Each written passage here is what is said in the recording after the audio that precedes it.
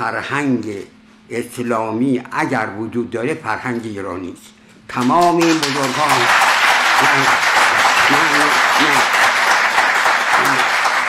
تمام، یعنی هر چه عرب داره از فرهنگ ایرانی است. اینم من نمیگم، ابن خلدون در 600 سال پیش میگه و اینو من در مقدمه فهرستم جلد 7 مفصل نوشتم. عرب دو مکتب در گرامر داره، یکیش اکل بصریه، یکیش اکل کوفیه.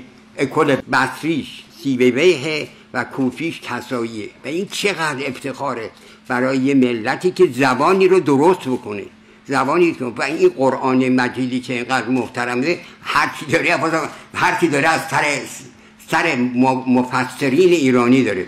زیرا اینا خودشون میگفتن قرآن یک کلام الهی است، فقط کسی میتونست کنه اینا رو تمامش ایرانی ها کردن. میگن که فلسفه ابن رشد، خدا شاهده اگر کار بوعلی نبود ابن رشد یک سر سوزن نمیتونه، چون الان داریم مقایسه میکنیم میبینیم این افتخاری که اگر کسی که این فرهنگ بزرگ داره در قسمت های دیگر که من دیگه چی بگم که همه‌تون بهتر میدونید داره، و اگر کسی خادم این که مقام باشه، خادم این علم باشه، به نظر من بزرگترین خدمت با خودش کرده که با یه همچین فرهنگی آشنایی داشته و هست.